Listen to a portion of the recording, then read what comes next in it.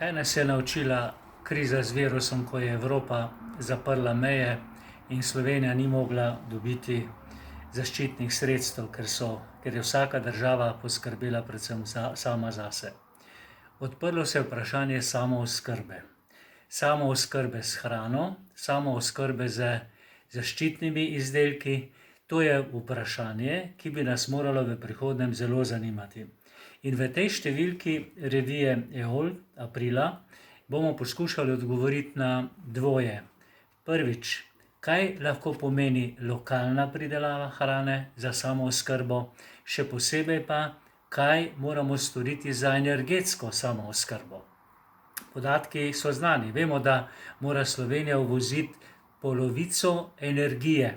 Skratka, polovico energije uvažamo od drugod. Ali lahko to spremenimo? Kaj mora Slovenija narediti, da bo energetsko manj odvisna, kot je doslej? Zato bo osrednja tema revije Eol tokrat, kako bo z obnovljivimi viri energije do leta 2030.